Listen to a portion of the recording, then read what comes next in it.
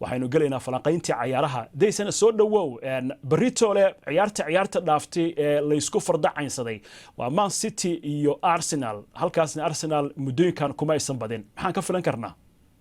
مولد وشكت وعيار آدي آد وحيس بدن وحنا لصعنا أرسنال إن يقولوا بدن أي سوقا قارتي عيارتي دين إسبد الشيء لأن يردن إن إسقفصان أي أو ملايسها وهذا أرسنال معها مرك اتحاد أي تكتوشنت اللي قد لي أو كلامها لكن كلام مركا فيرسو سيتي لفت جيدا كوحل الله أي نقطة ثمان عيار إسكو حكت أي بديان وكوحل بقول تكتو سفض أي وجراع عيان أو حنقبا أرسنال دي جروكود أي تكان اتحاد إنكستو oo ciyaartoy fiican ay haysta Arsenal haddana waxaan ka bacabsanayaa markii inay City geesaha dadka weerarto oo hadhowdi ay u suurtagali weyso Saka iyo Martinelli inay weerar qaadaan sababtoo ah waa inay caawinaan difaacooda taasna ay abuurto inay dib u sekadaan kooxdii Arsenal oo dhan ay gadaal galaan laakiin waxaan qabaa inay Arteta inuu ku ciyaari doono inkastoo ciyaartaas uusan joogin inay weerar celin kaliya ay ku ciyaari karaan aysan garoonka isku ballaari karin Arsenal haddana waxaa moodaa inay jirto ciyaar kale oo si weyn la iskugu warmalisanayo garoonka Stamford Bridge Chelsea iyo Liverpool ciyaartii ugu dambeysay waa laga badiyay Chelsea barbardhac baa lagu qabtay maxaan ka filan karnaa kulankaasina labadooda basaan la socono horyaalka dib ay ugu sii dhacaan oo 8 dhibic ayaa laga horeeya marka saas daraadood labadooda ma rabaan in laga adkaado laakiin waxa u malaysaa Chelsea in gurigooda Man United Everton Burnley iyo kooxdii ugu dambeysay Brighton ay barbardhac galiyeen City ay ku garaacday taasna ay ku dhumiyeen ilaa ay 11 dhibic ay ku dhumiyeen marka waxa u malaysaa gurigooda inay dhibaatooyin kala kulmayaan Liverpoolna in Leicester ay ka soo adkaatay banaanka u soo baxeen laakiin taas waxa u malaysaa Salah haduu gool kulaadka uu dhali lahay inay badilaan weerar xooglan ay ku qaadeen laakiin club waxaan qabaa inuu ka soo tasho doono oo meeshaas ciyaar aad u xiiso badan ay dhici karto labada kooxba aad iyo aad inay rabaan inay City ay ka daba tagaan isla Chelsea intayna ka bixin Romelu Lukaku 97 milyan baa lagu soo gatay laakiin kuma qanacsana kooxda wuxuu leeyahay xaaladan kuma faraxsani maxay taa waxaan ka soo yeerayaa Lukaku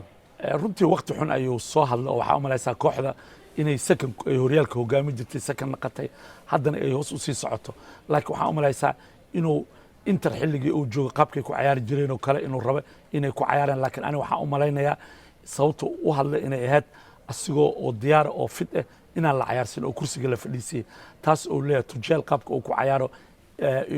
ma istaahila laakiin qaabkii Conte uu ku dheelay iyo Tuchel waxa u malaysaa inay isku dhaweeyeen oo Conte 3 dambe iyo 5 dhaxda iyo 2 hore ayuu ku ciyaari jiray marka asigana inuu saasoo kale uu ku ciyaaro hal ciyaartoy oo Mount hore lala geeyo marka laakiin waxa u malaysaa inaan laga dhigayn sidii ciyaartoyda waaweyn oo Ronaldo kale iyo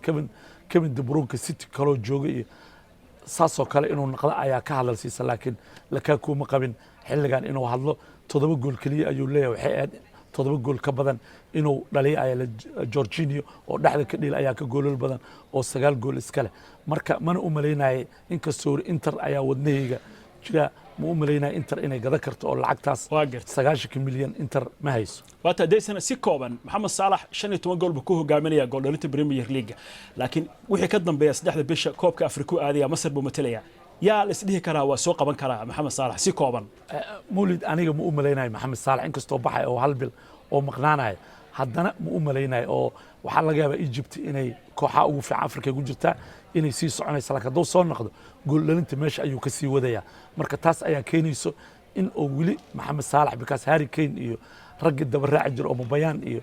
ciyaartoy iyo Vardy inaysan joogin oo ciyaartoy dhexda ka dhilo Mahrez iyo Jota iyo inay yihiin ragga ku xigo ragga geesaha ka dhilo oo hadda numberka 9aad oo raacdeynaya inay jirin oo Lukaku laftigiisa 7 gool inuu leeyahay marka waxaan qabaa hadduu soo noqdo Salah inuu sanadkan ku guuleysan doono tartanka dhalinta ee Premier League inuu ku guuleysan doono ayaan qabaa Mohamed Salah وهجاج محمد أحمد ديسنة فلانقيها BBC ده عيارها كفالوضة وكسبنا حرونته وركها BBC ده أيها محمد هذه بدو ما حسنتها